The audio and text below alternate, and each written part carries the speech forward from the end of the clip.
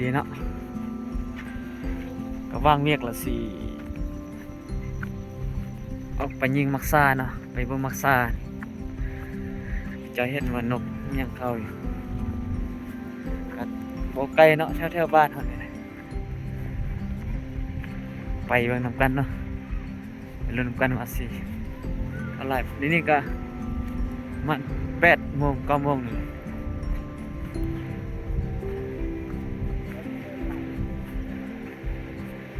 สิไปท่ามันเมื่อยิงมันเบิ่งมันสิเข้าบ่มีมักซ่าแล้วก็มักดำสิไปเบิ่ง2-3 บอลวันใดเข้าล่ะสิยิงวันนั้น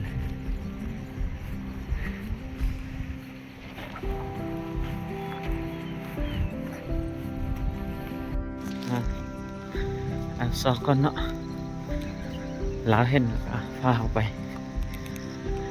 บรรยากาศก็มีลมเลยบรรยากาศก็ปดๆเลย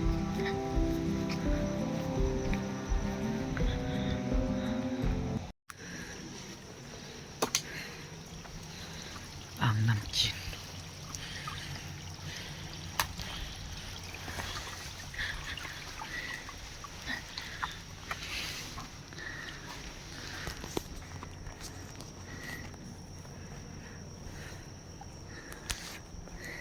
เอาแล้วเนาะเอามาก็เล่นยังไงยิงบ่ถึกสัก3 ต้นเนาะแต่ต้นน้อยๆกำลังสุกนี่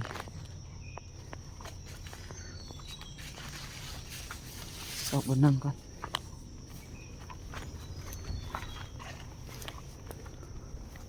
3 ต้นเอาแป้งบนนั่งแล้วเนาะประกอบสกอบหลักเกมสิยิงนะเอามาให้มันเขา2-3 ตัวบรันยิงซ้ำกับสูงเนาะประมาณนี้ต้นควัก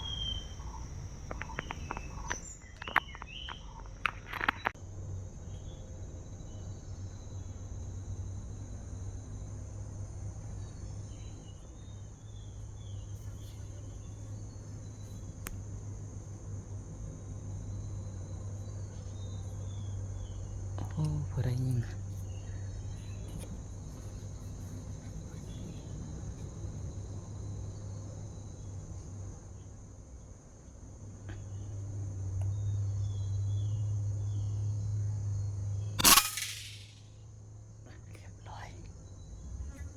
ตาบมันตาบขาสั่น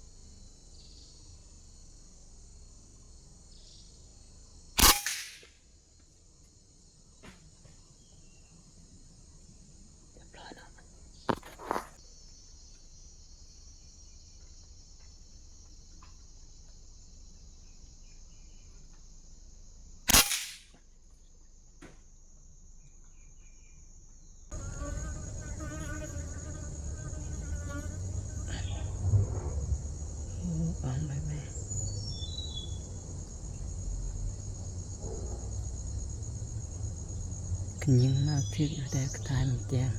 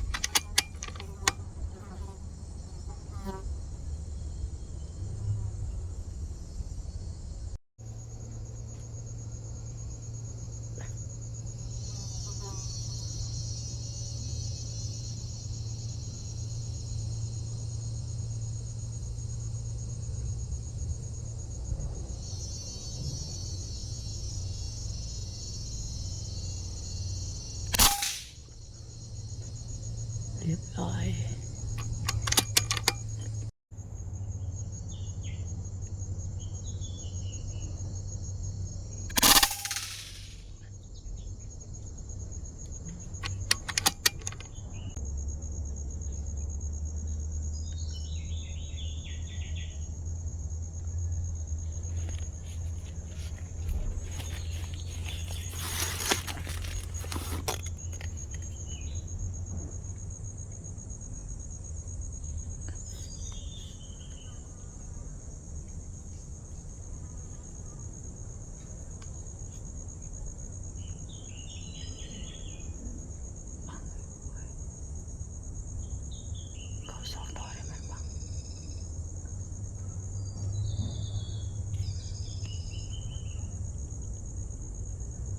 nhưng sao mình lại thiếu được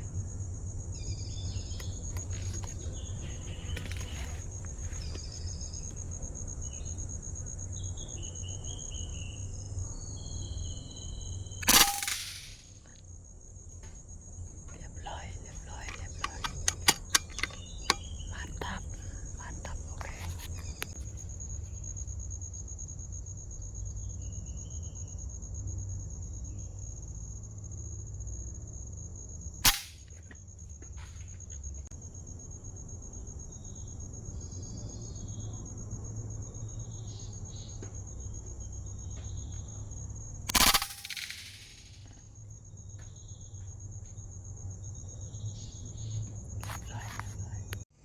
อันนี้ก็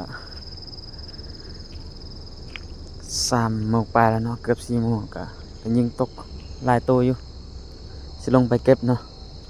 บางว่าสิได้จักตัวเนาะเอาโอ้ยยังบ่ทันตายซ้ำ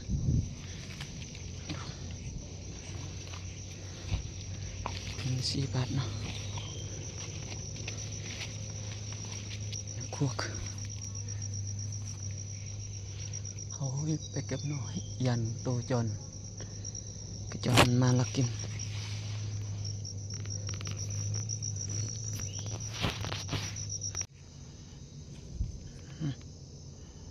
ตัวที่3แล้วเนาะ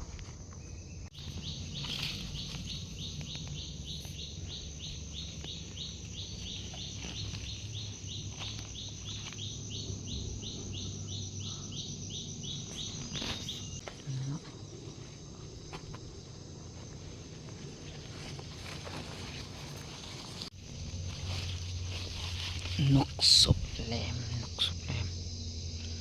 นกศพยาวเนาะไม่โตก็เล่นศพเล่น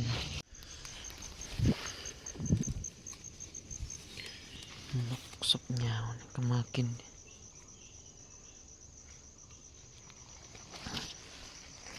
ตัวเล่นคนนกโอ้มีคนใส่ยิง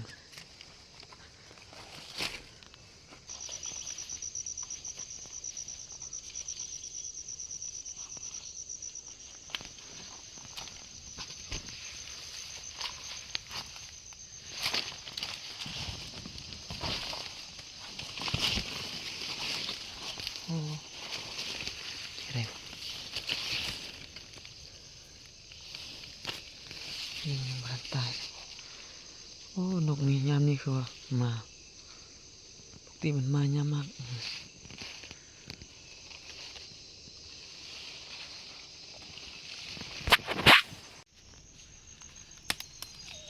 โอ้เล่น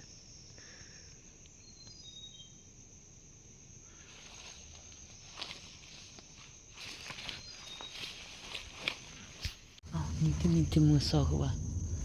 จิ๋วเห็นมันก็บ่ตึบนะยิงตัวหาตัวครับเห็นเป็นตัวเดียวจะได้โจรมาคาบกินเอาไป3 ตัวซอกไปเห็น3 ซอกจะได้ก็เห็นมันก็บ่ได้ตึบบ่ได้ยัง3 โมงปลายแล้วเนาะชายอยู่นี่แหละพอมานกก็บ่เข้าเลยมีแต่สถานยิงกันเล่นแล้วก็ออก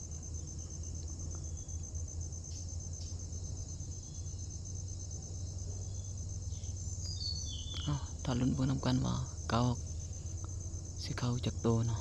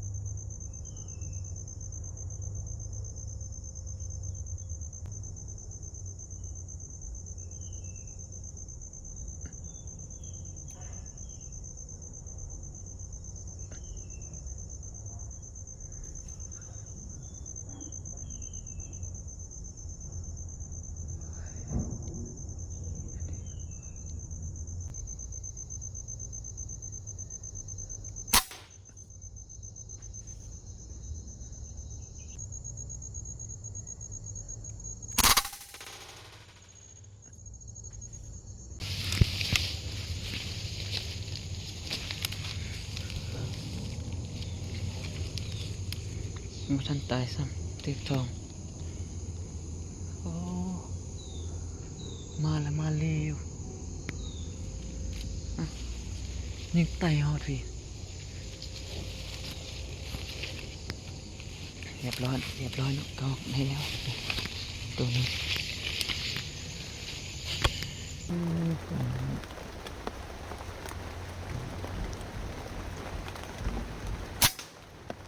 เรียบร้อย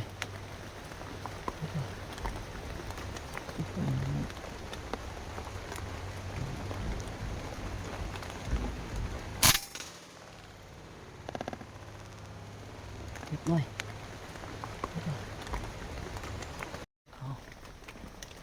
กี่ตกบักแห้งนี่ก็เศร้าแล้วนะก็5 โมงครึ่งเลยสิยังท้าฮอดจนมืดเลยเบิ่งสิเข้าบ่ก็เล่นก็เข้าตัวหนึงก็เล่น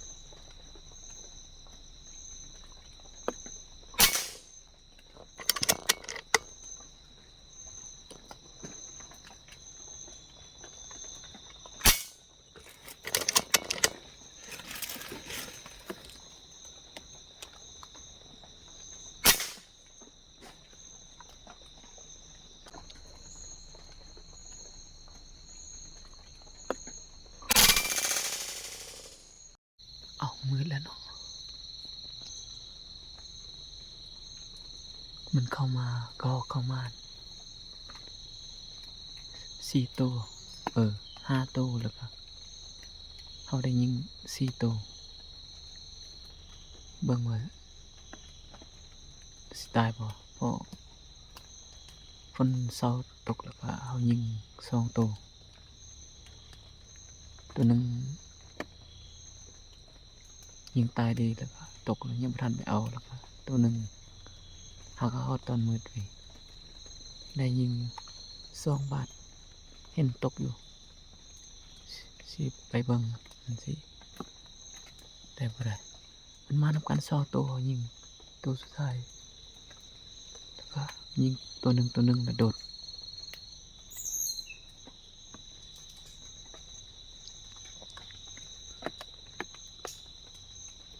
เอาไปสอบมันกัน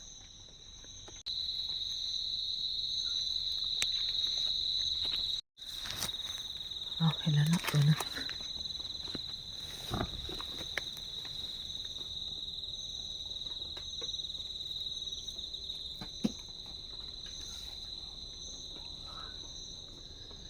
ตัวทำเอ็ดมาน่าจะแม่นตัวทำเอ็ดไปเลย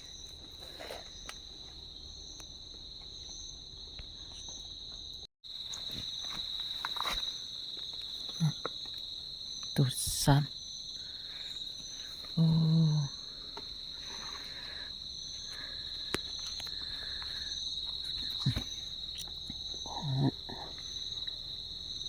โอ้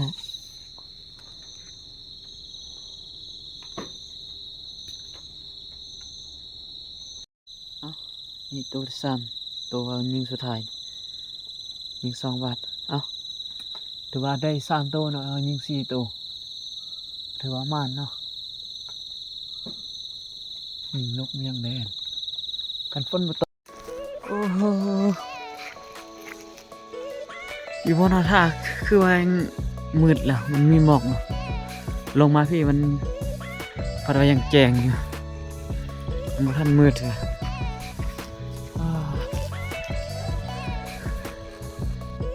สรุปผลงานนะเบิ่งไว้ได้จักแต้มก็ฮอกยิงตกตัวหนึงเพราะว่าบ่ได้ครับนี่เบิ่งเราได้3 ตัวนะฮอก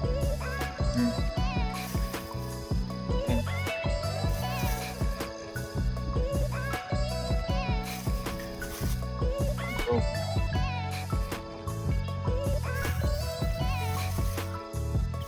2เนาะ